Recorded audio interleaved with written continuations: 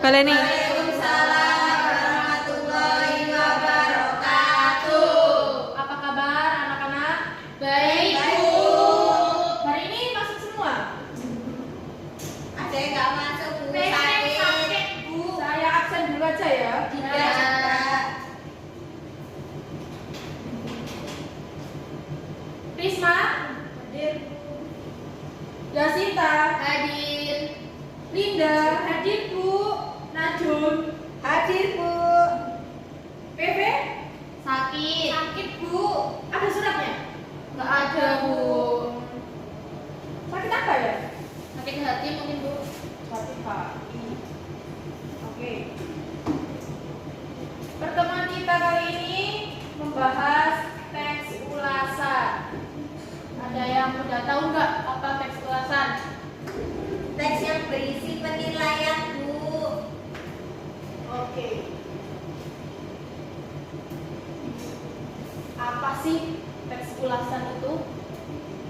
Nah, teks ulasan adalah teks yang berisi penilaian, ulasan, resensi, atau review terhadap suatu karya untuk dijadikan tolok ukur kualitas, kelebihan dan kekurangan sebuah karya. Nah, teks ulasan ada dua jenisnya. Yang pertama ada ulasan lisan, yaitu suatu karya yang diadakan dalam kegiatan khusus semacam diskusi, seminar, atau bedah buku. Yang kedua ada ulasan tertulis. Ulasan tertulis berwujud resensi, umumnya dimuat dalam media massa seperti surat kabar atau majalah. Nah, ada tujuan teks ulasan.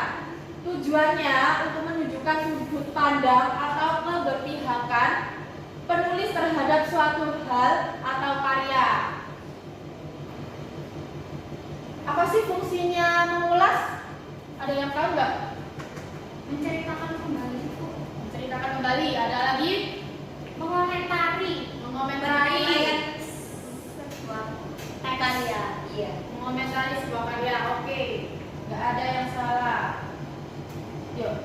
Fungsi resensi ada beberapa, dibagi beberapa. Ada bagi penulis buku atau karya sebagai umpan balik untuk menghasilkan karya yang lebih berkualitas. Hal tersebut berkaitan dengan isi resensi yang berisi saran dan pemaparan kualitas karya yang diresensi. Ada juga fungsi resensi bagi penerbit sebagai sarana promosi karya yang diresensi karena resensi memuat kualitas karya. Penerbit juga dapat memperhatikan sambutan dan penerimaan masyarakat atas buku yang diterbitkannya. Selanjutnya ada fungsi resensi bagi pembaca. Bagi pembaca khusus, resensi dapat dijadikan media dalam menguji atau mengembangkan suatu topik. Sedangkan bagi pembaca umum, resensi dapat dijadikan sumber informasi untuk mengetahui kualitas suatu buku atau karya. Nah, di dalam teks ulasan ada identitas informasi dalam teks ulasan. Yang pertama ada apa? Identitas karya, Bu. Ya, oke. Yang kedua? Yang kedua keunggulan karya.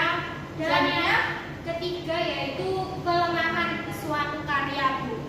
Oke, terima kasih Mbak Linda atas jawabannya.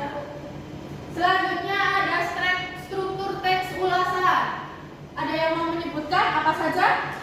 Saya, Bu. Ya, apa? Identitas karya. Yang kedua selanjutnya, Orientasi. terus, Kemudian yang ketiga sinopsis. terus, Analisis satuan tafsiran.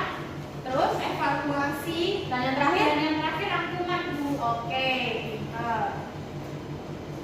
Nah, di dalam teks ulasan juga ada kaidah kebahasaan. Yang pertama ada kata benda, dan yang kedua ada kata sifat, ketiga ada kata kerja, keempat ada kata rujukan, kelima ada kata hubung, keenam ada kalimat kompleks, dan yang terakhir ada metafora. Nah, kembali lagi ke struktur teks ulasan. Di sini Ibu akan menjelaskan apa sih struktur dari teks ulasan. Yang pertama ada identitas karya. Identitas karya yaitu berkaitan dengan ciri-ciri pengenal yang dimiliki oleh karya yang diulas. Misalnya tahun terbit, cetakan, dan ketebalan buku. Selanjutnya ada orientasi. Nah, di bagian orientasi ini berisi tentang gambaran umum sebuah karya atau benda yang akan diulas. Gambaran umum karya atau benda tersebut dapat berupa nama, kegunaan, dan sebagainya. Selanjutnya ada sinopsis. Nah, sinopsis merupakan ringkasan yang menggambarkan pemahaman penulis terhadap isi karya. Sinopsis biasanya disusun secara kronologis. Dengan adanya sinopsis, pembaca akan memperoleh gambaran singkat mengenai isi karya yang diulas. Selanjutnya ada analisis atau tafsiran. Apa sih yang dimaksud? Nah, isinya itu berisi paparan mengenai keberadaan unsur-unsur yang terdapat dalam karya. Misalnya jika karya yang diulas berupa novel, komponen yang diulas terdiri atas tema, alur, penokohan, sudut pandang, latar, amanat, dan gaya bahasa. Selanjutnya ada evaluasi.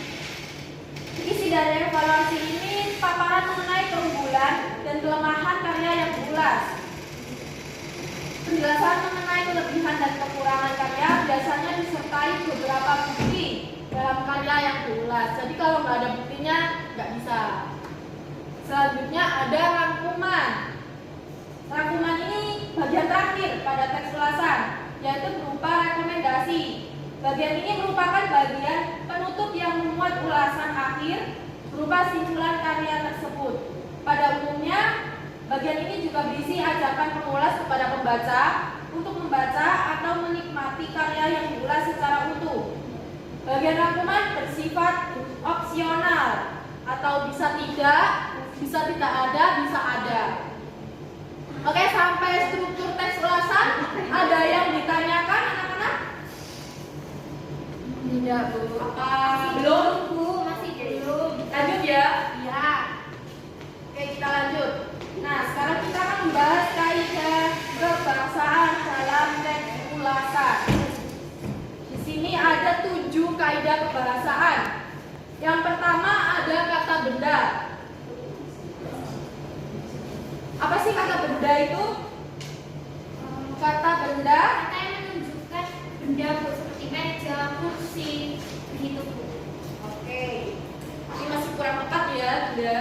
Iya, Nah, Pak. ya Bu, kata benda adalah kata yang mengacu pada manusia, binatang, benda, dan konsep atau pengertian kata benda memiliki ciri-ciri sebagai berikut. Yang pertama, umumnya menduduki fungsi subjek, objek, atau pelengkap. Yang kedua, dapat didahului kata ingkar, bukan dan tidak bisa. Didahului dengan kata tidak. Contohnya, bukan nasi yang saya makan, melainkan jagung. Bandingkan dengan kalimat berikut, yang duduk itu tidak ayah, melainkan paman. Nah, udah tahu kan perbedaannya? Lebih enak yang mana? Yang pertama atau yang kedua? Yang kedua. Yang kedua. Yang pertama dong. Bagaimana, Bu, tadi? Yang pertama itu bukan nasi yang saya makan, melainkan jagung. Nah, yang kedua itu yang duduk itu tidak ayah, melainkan paman. Oh, enak yang pertama, Bu. Iya. Lebih halus bahasanya. Lebih tepat ya. Iya, lebih tepat.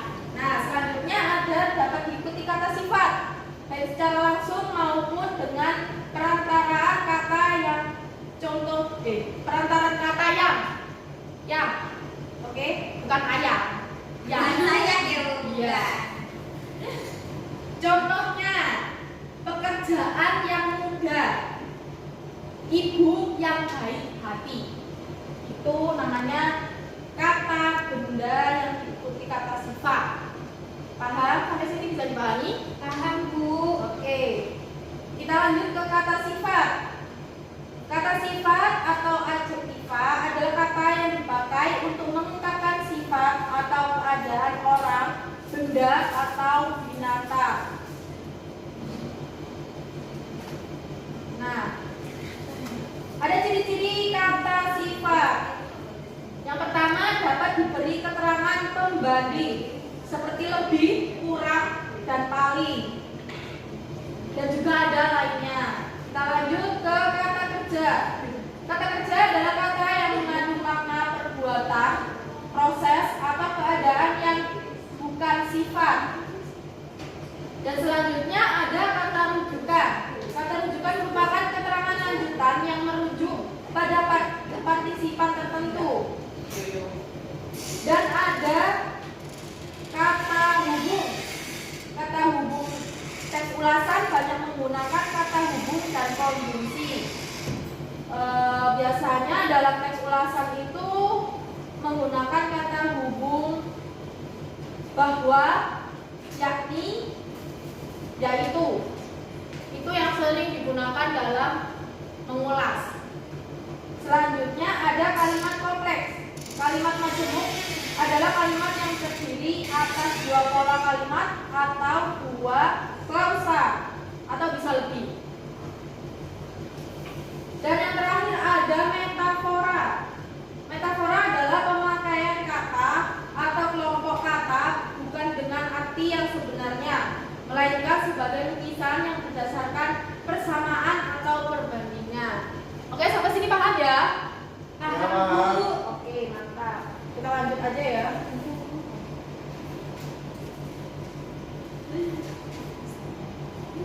Nah, sebelum kita latihan soal, nanti kalian akan menyimak sebuah film dan kalian harus mengulas filmnya.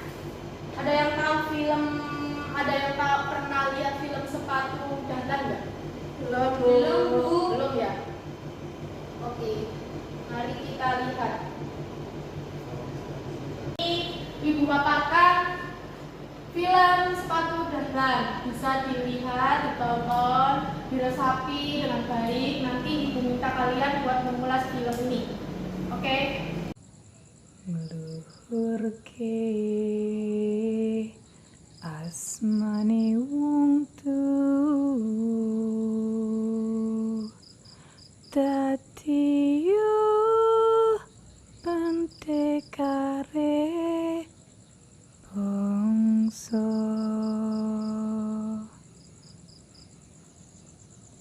Besok pengumuman kelulusan ya?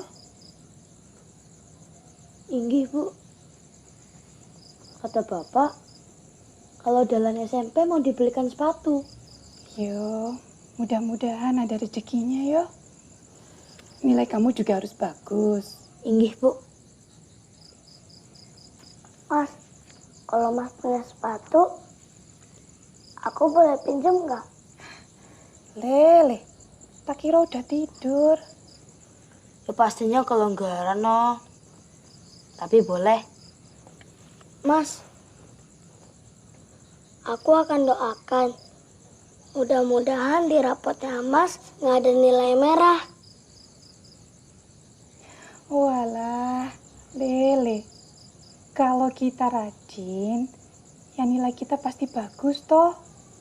Tapi kalau kowe ndak rajin, ya pasti nilainya jelek toh. Allah itu ndak akan menolong orang yang malas. Bu, kembang lagi, Bu. Takadang bisa urip mulya. Lan, kamu udah nulis Nokia SMP 1 Magetan. Lah, yo Lan. Kamu tuh loh, mbok punya mimpi tuh ndak usah tinggi-tinggi. Kak kita ini loh, haruskan ke pesantren takeran. Ya toh? Iya. Ya ora apa-apa toh, punya cita-cita yang tinggi. Lan, aku lihat ijazahmu. Ojo. Lah, ndelok ae kok. Ndak usah.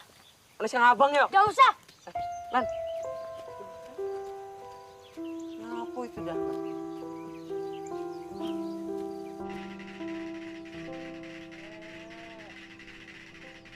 Dahlan.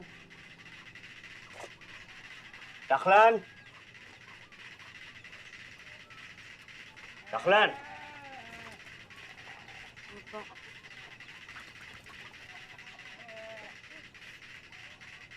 Piye toh iki? Bagaimana kamu mau melanjutkan sekolah dengan nilai seperti ini? Oke anak-anak, tugas minggu depan, pertemuan ke depan, kalian mengulas tentang film yang ibu putar tadi, oke? Ya bu.